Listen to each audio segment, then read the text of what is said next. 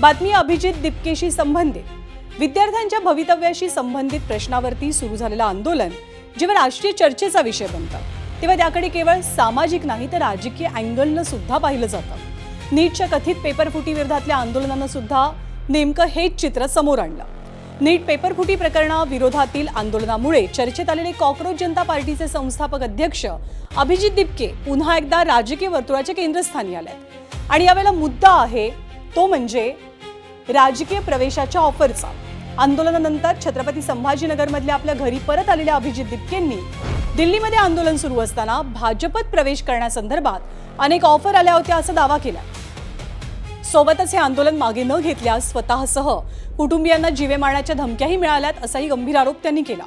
त्यांच्या आरोपांमुळे दाव्यांमुळे विद्यार्थी आंदोलनापाठीमागे राजकीय दबाव होता का की आंदोलनालाच राजकीय रंग दिला जातोय हा प्रश्न मात्र उपस्थित झालाय। चालू होतं, धमक्या आल्या होत्या की बीजेपी मध्ये सामील झाला तर बरे, नाही तर आंदोलन मागे घ्या, बरे नाही तर तुम्हाला ठोकू, आम्ही गोळ्या घालू।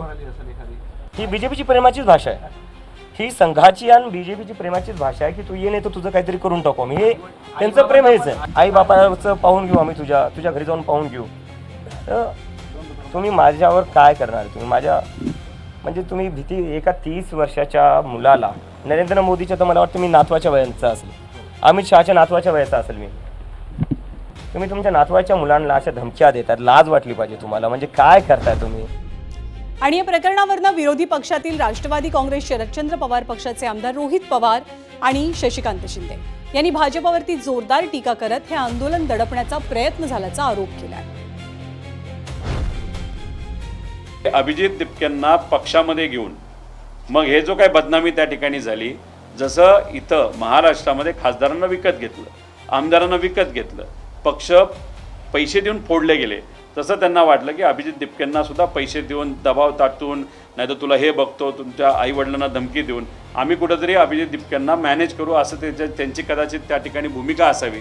पण मग जसं त्यांना एक पहिला फटका हा राजीनामा घेण्याच्या बाबतीत झाला, तसाच दिपकेंनी सुद्धा आता स्पष्ट केलं आहे की मला पैसे नाही तर दबाव टाकण्याचा जो प्रयत्न केला आहे, मग कुठं ना कुठंतरी भाजप घाबरली आहे। असं आहे की अभिजित दिपके जनतेच्या मनातून उभं राहिलेलं नेतृत्व आहे, युवकांच्या मनातून राहिलेलं नेतृत्व आहे, त्यांना चांगलं वाईट कळतं। या भाजपच्या विरोधातली भूमिका तरुणाईमध्ये होती म्हणून त्याने अभिजित दिपकेंना पाठिंबा दिला।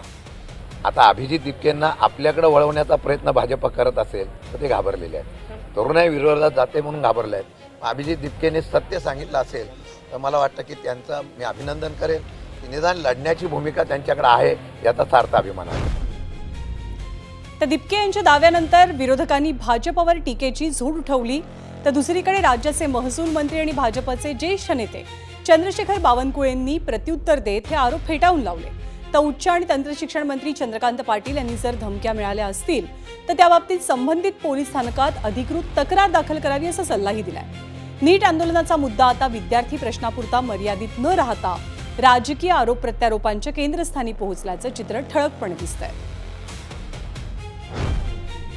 मी आपल्याला आवर्जून सांगेन, महाराष्ट्रामध्ये 1,51,00,000 भारतीय जनता पार्टीची सदस्य संख्या आहे, प्रायमरी मेंबरशिप आहे, 1 लाख सक्रिय सदस्यता आहे। देशामध्ये 13 कोटी सदस्य संख्या आहे। यापैकी कुणीतरी एका व्यक्तीने माननीय दिपकेजींना भाजपमध्ये या आणि त्यांना धमकी दिली असेल तर त्यांनी आम्हाला नाव कळवलं पाहिजे, आम्हाला खुलं नाव कळवलं पाहिजे, आम्ही आमच्या कार्यकर्त्यावर कारवाई करू। पण जर नाव कळवलं नाही तर मात्र भारतीय जनता पार्टीची कुणी बदनामी करू नये। सुदैवाने पोलिसांची यंत्रणा एवढी मोठी आहे की त्याने त्याची रितसर कंप्लेंट केली पाहिजे आणि आपल्या पोलीस डिपार्टमेंटकडे इतकी अद्ययावत सुविधा आलेली आहे, अशा प्रकारची एखादी धमकी लगेच स्ट्रेस करणं, कोण आहे बघणं, उचलणं, चौकशी घेणं अशी व्यवस्था आहे। पोलीस सहकार्य करत असतील असं होत नाही, न्यायालयात जात बघावी किंवा मला धमकी आहे तर पोलीस मला प्रोटेक्शन देत नाही। तर आता अभिजित दिपके यांनी केलेले भाजप प्रवेशाच्या ऑफरचे आणि जीवे मारण्याच्या धमक्यांचे दावे या चर्चेला नवीन वळण देतात। हे आरोप गंभीर आहेत, मात्र एक खरा प्रश्न इतकाच आहे की विद्यार्थी आंदोलन हे विद्यार्थ्यांच्या प्रश्नांपुरतंच मर्यादित राहतं की त्याभोवती राजकीय हितसंबंधांचं वर्तुळ तयार होतं. आंदोलनांचा चेहरा बदलतो की बदलवला जातो, आणि सर्वात महत्त्वाचं म्हणजे अशा वादांमध्ये विद्यार्थ्यांच्या मूळ मागण्या मागे पडतात का? हे प्रश्न आज केवळ एका आंदोलनापुरते मर्यादित नाहीयेत. प्रत्येक मोठ्या जन आंदोलनाच्या नंतर उभे राहणारे हे लोकशाही समोरचे मूलभूत प्रश्न आहेत, बेसिक प्रश्न आहेत. त्यामुळे आरोप प्रत्यारोपांपेक्षा शिक्षण व्यवस्थेबाबत विद्यार्थ्यांचा विश्वास पुन्हा निर्माण करणं, दृढ करणं ही सर्वात मोठी गरज आहे.